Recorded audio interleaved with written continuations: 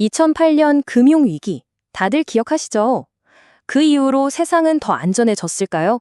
겉보기엔 그런 것 같기도 한데, 사실은 우리가 전혀 모르는 곳에 무려 113조 달러짜리 거대한 비밀이 숨겨져 있습니다. 오늘 바로 그 이야기를 해볼까 합니다. 자, 이 그래프를 한번 보세요. 2008년 금융위기 이후인데 뭔가 위험천만했던 은행들이 확 얌전해진 것 같지 않나요? 특히 이 브로커 딜러 자산이요. 진짜 엄청나게 솟구쳤다가 위기 이후에 곤두박질 쳤거든요. 그러니까 이게 경제학자나 규제당국 입장에선 진짜 머리 아픈 수수께끼였던 거죠. 아니, 은행 리스크가 눈에 띄게 줄었는데 그럼 그 많던 리스크는 다 어디로 증발해버린 걸까요? 그냥 사라졌을 리는 없잖아요. 좋습니다. 그럼 지금부터 이 사라진 리스크를 한번 추적해 보겠습니다. 금융위기 전에는요, 모든 문제의 중심엔 항상 민간 부채가 있었어요. 뭐 주택담보대출 같은 거요. 은행들이 이걸 잔뜩 들고 있었죠.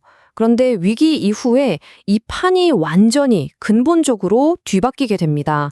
말 그대로 금융세계의 무게중심 자체가 이동해버린 거예요. 자, 이 그래프를 보시면 그 변화가 확 와닿으실 겁니다.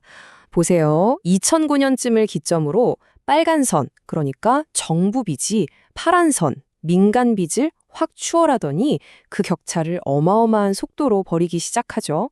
그래서 이제 금융시장의 주인공은 정부 채권이 된 겁니다. 이걸 누가 사느냐? 바로 연계금이나 보험사 같은 정말 돈 많은 글로벌 투자자들이죠.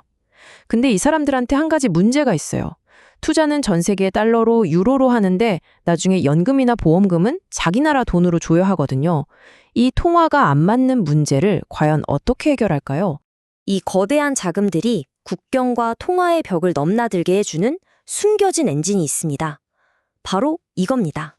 정답은 바로 외환 수합이라는 규모는 엄청나지만 사실 잘 알려지지 않은 시장에 숨어 있습니다. 이게 뭐냐면요. 경제적으로 봤을 때 그냥 담보대출이랑 똑같아요. 한 통화를 담보로 맡기고 다른 통화를 빌리는 거죠. 자, 이 숨겨진 금융 파이프라인이 어떻게 돌아가는지 아주 간단한 예를 들어볼게요. 여기 유로를 가진 투자자가 있어요. 미국 국채가 너무 사고 싶어요. 그럼 어떻게 하냐? 외환 수합 거래를 하는 겁니다. 자기 유로를 미국 은행에 담보로 맡기고 달러를 빌리는 거죠. 그리고 그 달러로 원하던 미국 국채를 삽니다. 물론 나중에 약속한 날짜에 이 달러를 다시 갚아야 할 의무가 생기고요. 어때요? 간단하죠?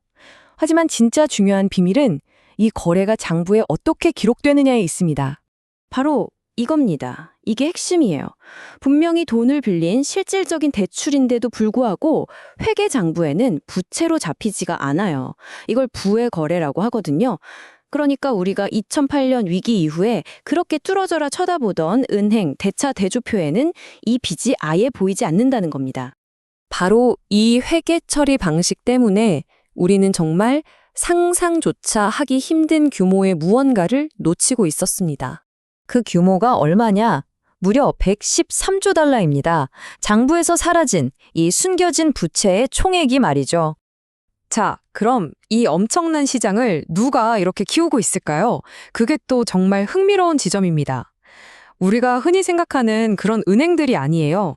오히려 자산운용사, 연기금, 보험사 같은 이른바 기타 금융기관들이 이 시장의 가장 큰 손이자 가장 빠르게 성장하는 플레이어들입니다. 이런 외환 수합 거래는요, 굉장히 강력한 피드백 고리를 만들어냅니다. 이게 선순환이 될 수도 악순환이 될 수도 있죠. 자, 보세요. 외환 수합이 늘어나면 국경을 넘나드는 포트폴리오 투자가 쉬워지죠. 그럼 돈이 막 도니까 전반적으로 돈 빌리기가 더 쉬워져요. 이런 완화된 금융 환경은 또다시 더 많은 투자를 부추기고 그 투자를 위해 또 더 많은 외환 수합이 일어나는 그런 구조인 겁니다. 자, 금융 시스템의 판이 이렇게나 바뀌었는데 그럼 우리가 걱정해야 할 리스크의 종류도 달라지지 않았을까요? 네, 그렇습니다. 이제 가장 큰 위험은 예전처럼 저 사람이 내 돈 떼먹고 도망가면 어떡하지? 같은 신용부도 리스크가 아니에요. 새로운 시대의 질문은 이겁니다. 내가 가진 이 자산 가격이 갑자기 폭락하면 어떡하지? 바로 시장 리스크죠. 그러니까 이제 진짜 무서운 건 시장에서 갑자기 자산들을 내던지는 투매 현상입니다. 특히 정부 채권은 이 금융 시스템의 가장 단단한 기반함 같은 거거든요. 그래서 단 한 건의 부도가 나지 않더라도 누군가 국채를 대량으로 팔아치우기 시작하면 그 충격이 주택담보대출, 기업대출 할 것 없이 경제 전체로 퍼져나가 돈줄을 꽉 막아버릴 수 있다는 겁니다. 결국 우리가 기억해야 할 건 이겁니다. 금융위기의 주역이 2008년의 은행가들이었다면 지금은 전 세계를 무대로 뛰는 포트폴리오 매니저들로 바뀌었다는 사실이죠. 국제결제은행 BIS의 신현송 국장님 말씀처럼요. 이제 금융 시스템의 심장부에는 바로 이 포트폴리오 매니저들이 있고 그들의 주 무대는 바로 정보 채권 시장이 된 겁니다. 자, 이렇게 주 무대도 주연 배우도 모두 바뀌었습니다. 그럼 마지막으로 우리에게 정말 중요한 질문이 하나 남습니다. 과연 규제 당국은 이 완전히 새로운 종류의 리스크에 어떻게 대처해야 할까요?